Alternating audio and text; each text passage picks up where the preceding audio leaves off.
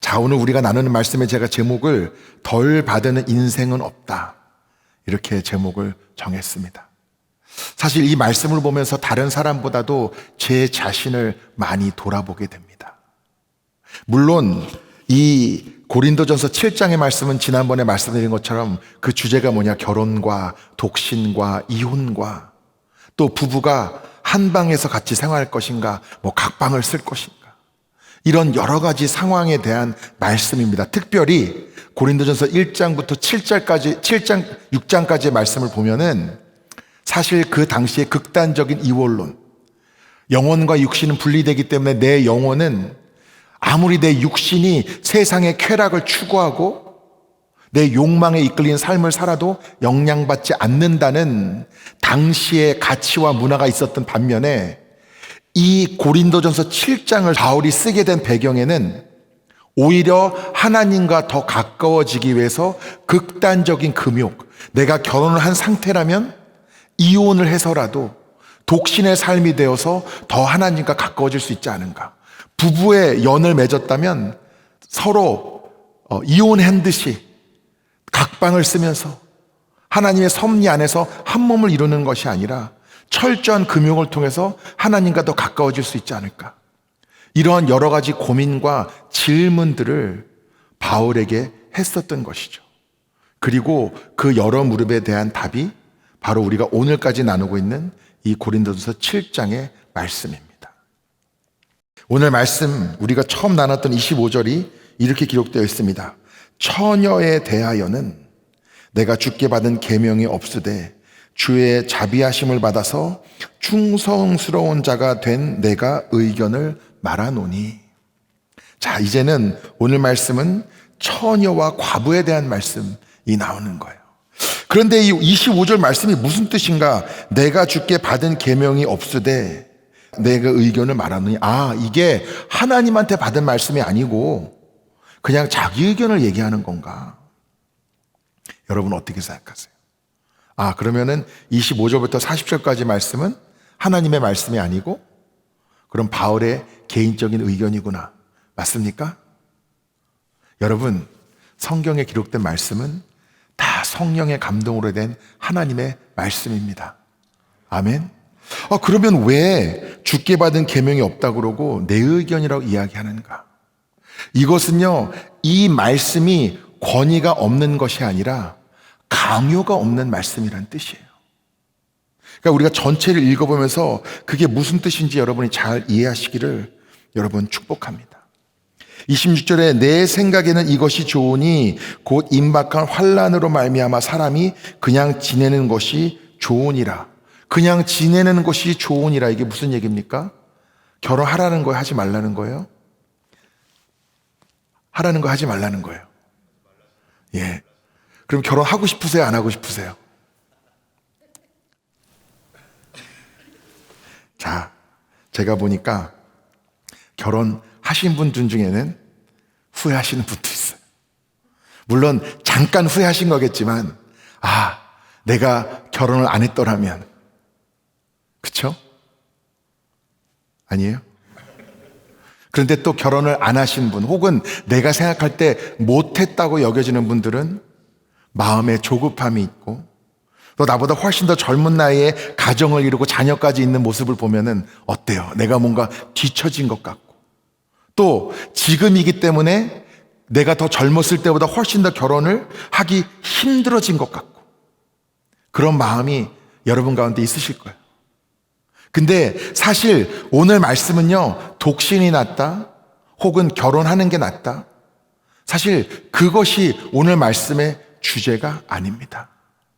오히려 오늘 말씀 속에서 우리가 스스로를 돌아볼 때 깨달아야 되는 건 뭐냐면, 우리는 끊임없이 우리의 삶 가운데 내가 행복한가 행복하지 않은가, 내가 기쁜가 기쁘지 않은가, 내 삶의 성취와 의미가 있는가 없는가를 뭐로 결정하냐면 다른 사람과 비교하는 가운데서 내가 결정한다는 거예요. 아, 그렇지. 다른 사람이 나보다 돈이 많으면, 돈이 적은 나는 어때요? 부러워. 그렇죠? 그러니까 나는 가진 게 적으니까 나보다 많은 사람을 보고 비교하면서 또 불행해. 또 어때요? 잘생긴 사람을 보면은 나같이 그냥 좀 평범하게 생긴 사람은 어때요? 나도 유전자가 더 좋았더라면. 어떤 사람은 뭐 키가 큰 사람이 부러울 수도 있고, 어떤 사람은 얼굴이 작은 사람도 부러울 수가 있고, 또 어떤 사람은 타고난 목소리와 어떤 예술적인 감각이 뛰어나서 아무리 노력해도 천재를 따라잡을 수는 없구나. 이런 것 때문에 내가 불행하기도 하고, 아까 말씀드린 것처럼 기혼자는, 결혼한 사람은 싱글이 부럽고 결혼하지 마 이렇게 조언하는 분도 있고, 또 반대로 또 싱글인 분은 가정을 부러워하고, 자녀가 적은 집은 또 많은 집을 부러워하고, 너무 많은 집은 적은 집을 부러워하고. 그런데 그 부러움에는 끝이 없더라는 거예요. 제가 목회를 하면서 성도님을 만나보니까 사람이 비교하는데, 여러분, 그러면 무조건 많이 가진 사람은 마냥 행복할 것 같죠? 아니에요. 예를 들어볼까요? 여러분 여기 결혼하신 분들도 계신데, 여러분은 내 아내나 남편이 나보다 잘났다고 생각하십니까? 못났다고 생각하십니까? 제가 표정만 봐도 지금 답이 나와요. 근데 여러분, 어떤 분들은 내 아내나 남편이 나보다 훨씬 뭔가 못났다고 생각해도 불행할 수 있는데요, 어떤 분들은 너무 잘난 것 때문에 힘들대요. 우리 아내가 나보다 돈을 많이 버는데 나를 얼마나 무시하는지 모른다고, 이런 분도 있고, 또 어떤 분은 남편이 너무 잘생긴 거예요, 자신이 볼 때. 그러니까 항상 주변에 여자들이 있으면 긴장이 된대요. 그래서 신경이 쓰인대요. 그런 게 발달하면 우리가 의부증이라고 하잖아요. 돈이 많은 사람들은 돈이 많은 만큼 마냥 행복하지 아십니까? 그렇지 않아요. 많으면 많은 대로, 적으면 적은 대로. 젊은 사람들은 젊은 대로, 또 연세가 드시면 나이가 많은 그 상황대로 우리가 다 감사하고 행복할 수 있는 이유들도 있지만, 다른 사람과 비교할 때 간사한 인간의 마음은 뭐냐면요, 많고 넘치면 넘치는 대로, 작고 약하고 부족하면 부족한 대로 다른 사람과 비교하면서 여전히 나는 행복하지 못하고 기쁘지 못하고 만족하지 못한다는 것을 우리가 잘 알 수 있습니다. 그러니까 여러분, 지금 내 마음의 상태가, 오늘 말씀은 결혼을 했느냐 안 했느냐, 또 사별했을 때 재혼을 해야 되느냐 말아야 되느냐, 과부의 문제, 또 나이가 가득 찼는데 지금 결혼을 하고도 남을 나이인데 아직 못한 사람들에 대해서 마치 인생의 실패자처럼 왜 여지껏 결혼 못했냐고 우리가 막 재촉하고, 주변 사람들과 가족과 부모가 등을 떠미는 것이 옳으냐 옳지 않느냐. 사실 이 모든 상황 가운데서 바울은 뭐라고 이야기를 하고 있느냐? 결혼을 했건 안 했건 이것은 우열의 문제가 아니라 은사의 문제이다, 이렇게 이야기하고 있는 겁니다. 여러분, 물론 여러분이 열심히 일하여서 많은 재산을 여러분이 얻을 수도 있고, 어떤 분들은 그냥 그렇게 태어나셨을 수도 있어요. 내가 가진 것들 중에 내가 다른 사람보다 비교되지 않은 노력과 땀 흘림으로 얻은 것도 있지만 그냥 타고난 것도 있잖아요. 그 모든 상황 가운데서 많고 적음 다른 사람과의 비교해서 내 상황을 바라보며 누가 더 잘났고 못났고를 이야기하는 게 아니라, 바울은 다 내가 지금 독신이면 독신인 대로, 가정을 이루었으면 이뤘은 대로 다 뭐라는 거예요? 은사라는 겁니다. 은사. 하나님이 우리에게 주신 선물이라는 거예요. 자, 그렇다면 이 선물은 우리가 어떻게 사용하여야 되느냐? 이 은사가 우리에게 어떤 의미가 있느냐? 26절에 내 생각에는 이것이 좋으니 곧 임박한 환난으로 말미암아 사람이 그냥 지내는 것이 좋으니라. 일단 바울은 내가 주께 받은 계명이 없으되 이런 말씀을 하면서 계속 이야기하는 게 뭐냐면, 조급해하지 말고 충동적으로 뭐를 결정하거나 바꾸려고 하지 말아라. 그러면서 계속 독신도 좋다 그러고, 갑자기 바꾸려고 하지 말고, 또 결혼한 것은 결혼한 대로 좋다 그래요. 근데 뭐에 좋은 거냐면 임박한 환난 가운데. 자, 여러분, 바울 입장에서 스스로 독신인 것이 좋다고 계속 성경에 이야기하고 있는데, 바울 입장에서는 독신인 것이 왜 좋았을까요? 여러분, 사도행전 말씀이 기억나시죠? 바울의 일상이 어땠습니까? 계속 여행 다녔잖아요. 그러면서 가는 곳마다 돌에 맞아 죽을 뻔하고, 채찍질 당하고, 배가 난파돼서 죽을 뻔하고, 감옥에 갇히고, 바울을 죽일 때까지 먹지도 마시지도 않겠다는 사람들이 막 모여들기 시작하고, 그것이 일상인 하나님의 사역을 감당하는 바울의 입장에서는 여러분, 내가 챙겨야 되는 처와 자식들이 있었다면 얼마나 사역이 더 힘들었겠어요. 내가 오늘 하나님을 위해서 순교할 각오로 오늘도 사명을 감당하고 있는데 저기 두고 온 아내와 자식들이 눈에 밟히지 않겠냐고요. 그런 의미에서는 하나님의 사명을 감당하는데 바울에게는 독신인 것도 좋았습니다. 그렇다면 여러분, 우리가 다 결혼한 사람들 다 이혼해야 되고, 아니면 결혼했어도 각방 쓰고 남남인 것처럼 다 살아야 됩니까? 아니에요. 결혼한 사람들은 또 결혼한 사람들대로 삶의 짐도 있을 수 있지만, 또 하나님이 그 주신 은사, 다시 말씀드리지만 우열을 가리는 게 아니라 하나님이 주신 다른 특별한 은사가 그 사람에게 있다는 것을 우리가 또 깨달아야 되는 것입니다. 왜? 또 여러분, 사역도요, 혼자 할 때보다 부부가 한 마음을 품고 같이 하면 좋더라는 겁니다. 저도 이제 결혼한 지 여러 해가 지났습니다. 그래서 우리는 부부싸움 안 할 것 같다고 하시는 분도 있는데, 25년을 같이 살았는데 많이 했지요. 그런데 감사한 건 뭐냐면, 다른 어떤 것 갖다가는 다툼이 있을 수도 있고 의견이 다를 수도 있는데, 지금까지 사역에 있어서만큼은 아내랑 저랑 갈등이 없었습니다. 그 이유는 뭐냐면, 저를 남편으로 만나기 이전에 내가 한 남자를 만나서 가정을 이뤘는데 만나고 결혼해 보니 목사였더라, 이래서 사역에 참여하는 게 아니라 저를 만나기 이전부터 하나님과의 관계 속에서 하나님의 부르심이 있었던 거예요. 그러니까 내가 당신 하필 목사를 만나서 이렇게 고생한다가 아니라, 우리가 한 몸을 이뤄서 함께 나가는 길도 있지만 그 가운데서 나에게 주신 하나님의 부르심과 사명도 있더라는 거예요. 그래서 함께 동역을 하니 혼자 할 때보다 얼마나 또 힘이 됩니까? 여러분, 생각해 보세요. 제가 목사이고 또 감리교회 목회자들은 우리 감독님이 보내시면 가야 되거든요. 근데 그럴 때마다 가기 싫다고 하고, 혹은 더 편한 데로 가자고, 더 시간이 많은 데로 가자고, 사례비 많은 데로 가자고 매일 저를 닥달한다면 여러분, 제가 하나님의 부르심에 순종으로 반응할 수 있겠냐고요. 매일 옆에서 죽겠다 힘들다 그러면은 제가 어떻게 목회를 하겠습니까? 그런데 하나님이 같이 부르셔서 같이 사용하실 때는 또 혼자 했을 때 느낄 법한 외로움과 고독이 아니라 같은 곳을 바라보며 동역하는 특별한 은혜도 있더라는 거예요. 자, 그러면 여러분, 독신인 게 낫습니까? 결혼하는 게 낫습니까?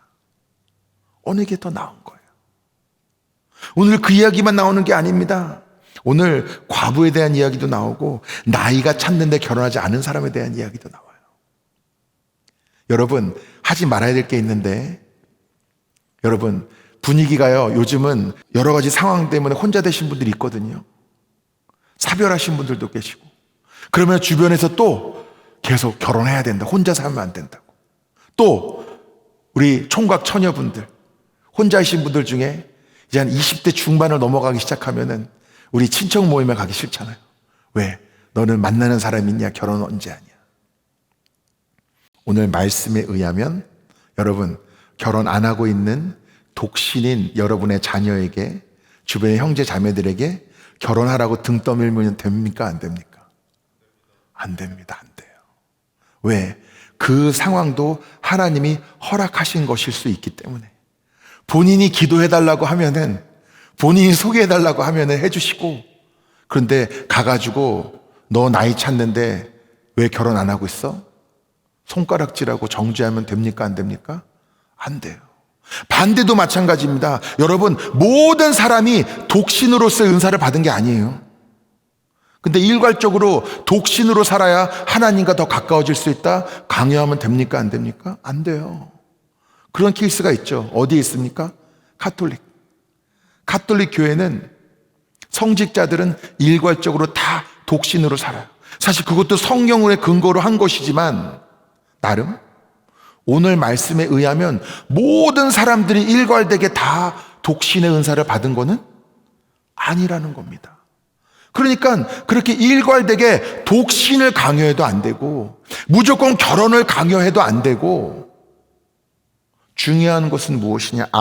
나에게 주어진 상황은 하나님이 나에게 허락하신 뭐다? 은사이다. 그것을 있는 그대로 믿음으로 받아들이는 고백이 저와 여러분 가운데 있어야 된다는 것입니다. 그러므로 무엇보다 우리가 이 세상을 살면서 우리의 삶의 방향이 어디이고 목적이 어디인지가 여기서 드러나는 거거든요. 오늘 말씀에서 제가 전해다니는 교회에 성도님들에게 인기 많은 구절이 있었습니다. 29절에 안에 있는 자들은 없는 자같이 하며, 남자들이 이 말씀을 너무 좋아하는 거예요. 목사님, 그럼 나 이제 아내가 없는 것처럼 살면 되는 겁니까? 몇 시까지 집에 들어오는 것도 없고 그냥 버는 돈 막 써도 되고, 친구들이랑 밤에 막 놀고 만나고 파티하고 뭐 밤새 게임하고 이런 걸 생각하더라고요. 여러분, 이 말씀이 그 의미가 아닙니다.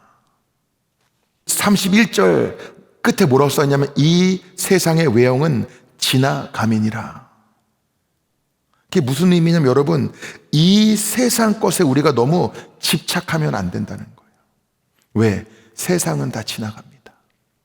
우리 인생이 되게 긴 것 같아도, 제가 요즘도 많이 들어요. 2026년이 우리 송구영신 예배 드린 게 엊그제 같은데 벌써 좀 2월이 다가왔어요. 얼마나 시간, 이것도 12번 하면 한 해가 지나가는 거잖아요. 세월이 그렇지 않아도 빠른데, 여러분의 인생이 아무리 긴 것 같아도 하나님의 계획과 섭리와 영원 가운데서는 전보다도 작은 게 우리 인생의 길이잖아요. 근데 우리는 너무나 많이 우리 인생에 집착을 합니다. 결혼을 한 사람이 안 산 사람처럼 살라는 것은요, 여러분, 결혼했는데 유부남이 총각처럼 살라 이런 의미가 아니고, 우리가 무엇이든지 아무리 좋은 것도 우리의 마음이 거기 지나치게 쏠려 있으면, 다 우리가 하나님보다 더 사랑하면 뭐가 될 수 있는 겁니까? 우상이 될 수 있다는 거예요. 그러니까 결혼한 사람이 결혼 안 하는 사람처럼 살라는 것은 막 살라는 게 아니라, 당연히 우리의 가치와 우선순위에는 누구나 다 가정과 가족이 있겠지만, 우리가 결혼을 하고 가정을 이룬 그 삶 가운데서도 그 무엇도 우리가 하나님보다 더 집착하고 집중하고 귀하게 여기는 마음이 있어서는 안 된다.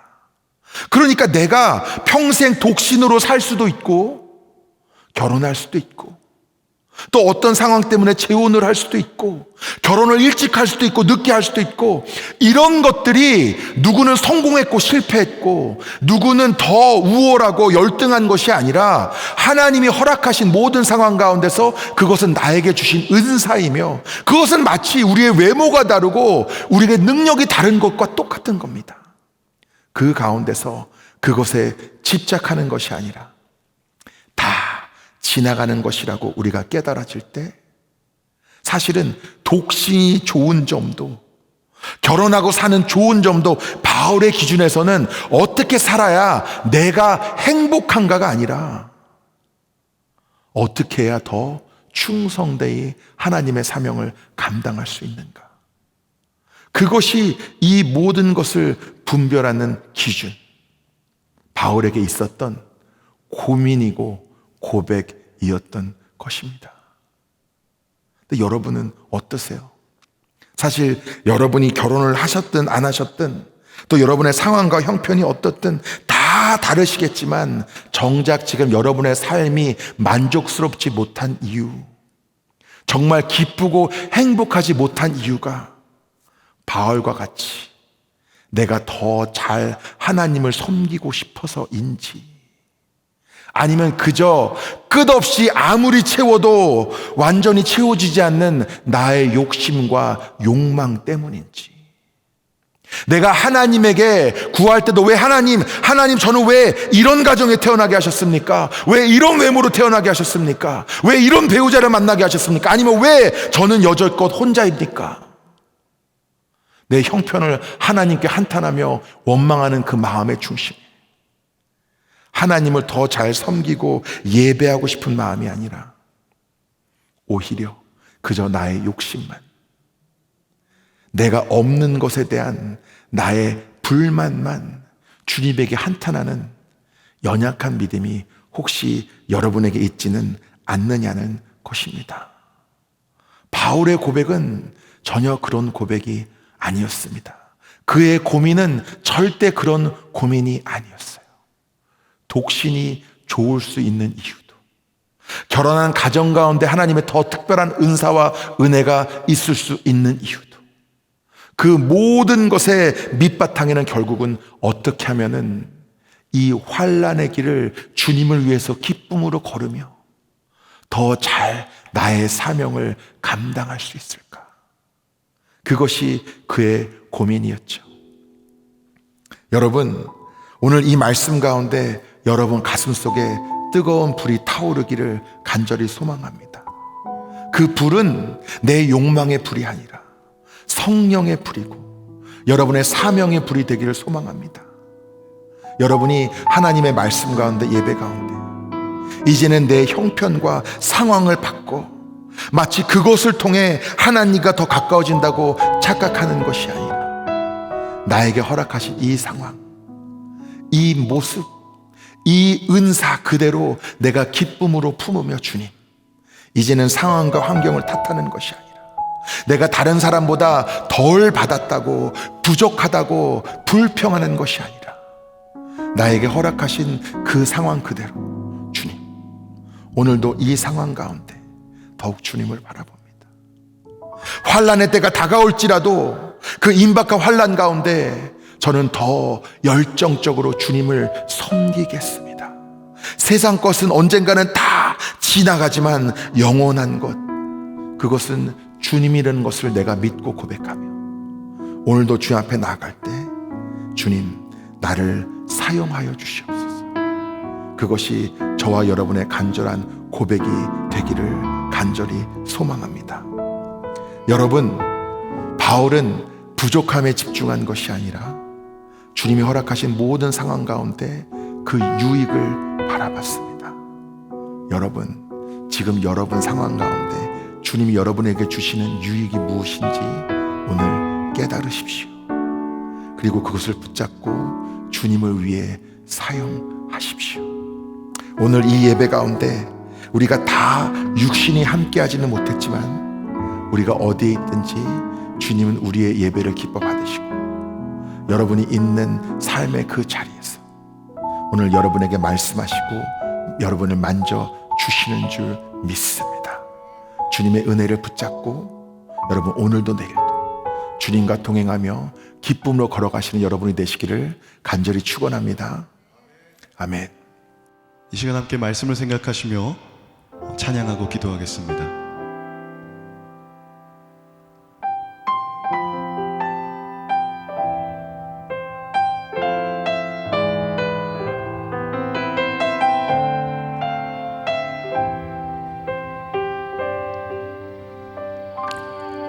주님 말씀하시면 내가 나가리라. 주님 뜻이 아니면 내가 멈춰서리다. 나의 가고 서는 곳 주님 뜻에 있으니 오 주님 나를 이끄소서. 주님 말씀 말씀하시면 내가 나가리라.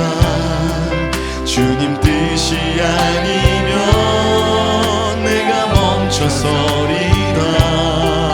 나의 가고 서는 것 주님 뜻에 있으니 오 주님 나를 이끄소서. 뜻하신 그곳에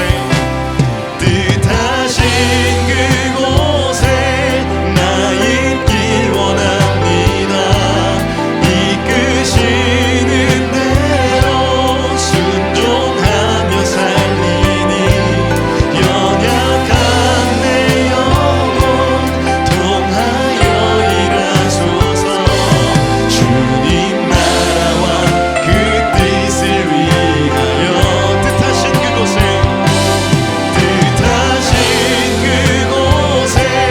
나 있길 원합니다.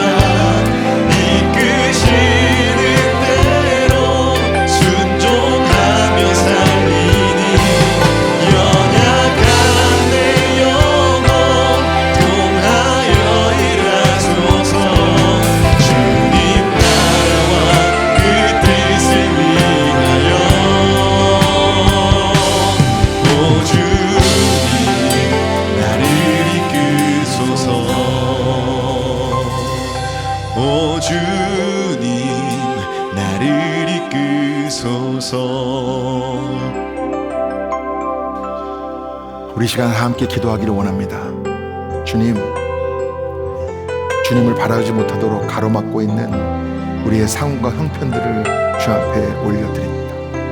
주님, 내가 독신인 것이, 혹은 가정이 있는 것이, 혹은 내가 건강하고 강한 것이, 혹은 약한 것이 중요한 것이 아니라 주님이 허락하신 모든 상황 가운데 더욱 주님을 바라보고 그 자리에서 충성되이 주님을 섬길 수 있는 거룩한 백성으로 회복되게 하여 주시옵소서. 나를 짓누르고 문틀려는 모든 악한 권세와 참소는 다 떠나가게 하여 주시고, 지금 내가 있는 그 자리에서 아버지 나의 예배가 회복되고 나의 믿음이 회복되고 허락하신 모든 은사 가운데 주님께 온전히 쓰임받을 수 있도록 나를 이끌으시고 인도하여 주시옵소서. 우리 주님의 이름을 부르고 함께 간절히 기도하시겠습니다. 주여, 풍성하신 하나님 아버지, 주님께 간절히 구하고 구합니다. 오늘 아버지 우리 마음 가운데 아버지 주님의 은혜가 부어지기를 원합니다. 나의 두려움, 나의 절망, 나의 낙심, 내가 경험한 모든 실패, 고통, 대신 아픔들 아버지 다 주님의 보혈로 씻어주시고 깨끗게 하여 주실 줄 믿습니다. 이제는 나의 연약함, 나의 형편을 바라보며 낙심하는 믿음이 아니라 아버지 오직 주님을 바라보며 주님이 나에게 주신 것들을 깨닫고 감사와 찬양과 영광을 올려드리며 아버지 주님을 예배하는 거룩한 은혜가 우리에게 누려지게 하여 주시기를 간절히 구합니다. 주여, 주님을 바라보지 못하게 하는 모든 악한 권세의 묶임들은 다 풀어지게 하여 주시고 주님의 보혈로 덮어주셔서 주님의 온전한 은혜를 누리게 하여 주시옵시고 아버지 이제는 주님이 이끄심으로 말미암아 아버지 어떤 상황 가운데 있든지 내가 주님께 덜 받은 것이 아니라 아주 특별한 것을 주님으로 인해 누리고 있음을 고백하며 온전히 걸음을 걸어 나갈 수 있도록 인도하여 주시옵소서. 끝까지 주님만 바라보며 나아가게 하여 주시옵소서. 오 주님, 오늘도 이 예배 가운데 임하시며 우리의 찬양과 우리의 기도를 받으시고 말씀으로 성령으로 우리 가운데 역사하시는 줄 믿습니다. 이 시간에 우리 한우들을 주 앞에 올려드릴 때 주님의 보혈로 덮어주시고 특별히 암으로 고통받는 우리 지체들 주님께 올려드릴 때 속히 그 부정한 것들을 다 씻으시고 그 연약한 것들을 회복시키시며 보혈의 능력으로 치유하여 주실 줄 믿습니다. 오늘 우리의 예배를 받으시고 우리의 예물을 흠양하시는 주님, 우리 가정들마다 또 모든 지체들마다 각각 받은 은사들이 깨달아지게 하여 주시고 아버지여 나에게 맡겨주신 사명이 온전히 품어지게 하여 주시며 이제는 주님이 허락하신 그 자리에서 주님이 주신 것들을 감사로 주님께 고백하고 올려드리며 이 믿음의 길을 충성되이 걸어나가게 하여 주시옵소서. 이제는 성부, 성자, 성령 하나님의 사랑과 은혜와 교통하심 주님이 나에게 허락하신 모든 상황과 은사를 은혜요 축복으로 누리며 이제는 주님의 거룩한 복의 통로가 되기를 다짐하며 나아가는 사랑하는 주님의 귀한 자녀들, 또 귀한 가정들, 모든 상황 가운데 주님을 바라보며 주님과 함께 걷는 모든 자들 가운데 지금부터 영원토록 함께하여 주시고 역사하여 주시기를 간절히 축원하옵나이다. 아멘.